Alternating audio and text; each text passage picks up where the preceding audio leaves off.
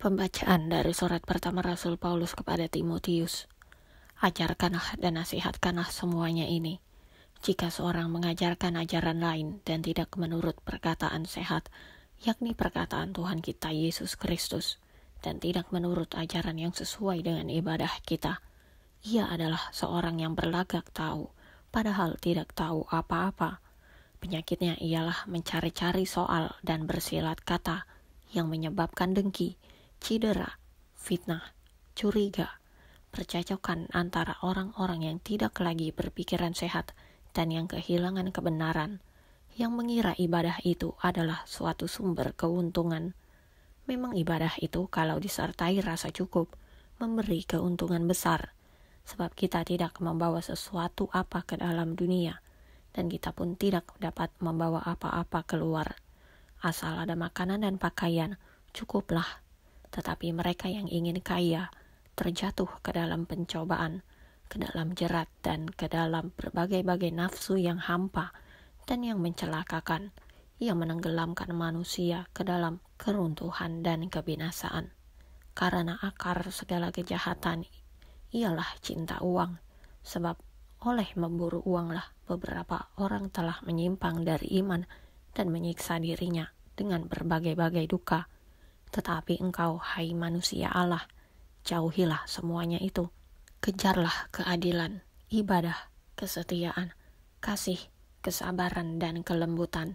Bertandinglah dalam pertandingan iman yang benar, dan rebutlah hidup yang kekal. Untuk itulah engkau telah dipanggil, dan telah engkau ikrarkan ikrar yang benar di depan banyak saksi. Demikianlah sabda Tuhan.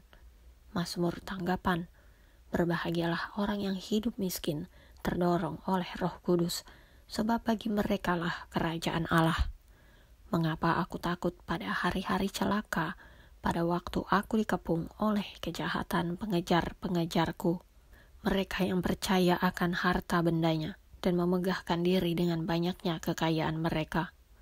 Berbahagialah orang yang hidup miskin, terdorong oleh Roh Kudus, sebab bagi merekalah kerajaan Allah.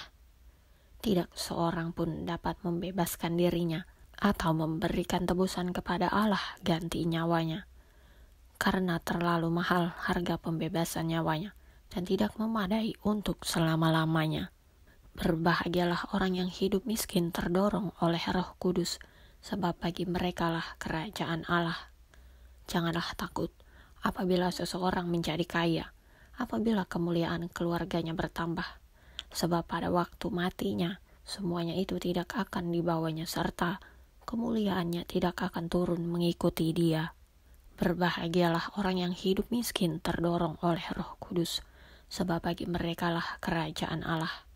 Sekalipun ia menganggap dirinya berbahagia pada masa hidupnya, sekalipun orang menyanjungnya, karena ia berbuat baik terhadap dirinya sendiri, namun ia akan sampai kepada angkatan nenek moyangnya, yang tidak akan melihat terang untuk seterusnya. Berbahagialah orang yang hidup miskin terdorong oleh Roh Kudus, sebab bagi merekalah kerajaan Allah. Haleluya, haleluya. Terpujilah engkau, Bapa Tuhan langit dan bumi, sebab misteri kerajaan kau nyatakan kepada orang kecil. Haleluya, haleluya. Bacaan Injil menurut Santo Lukas. Tidak lama sesudah itu, Yesus berjalan berkeliling dari kota ke kota dan dari desa ke desa, memberitakan Injil kerajaan Allah.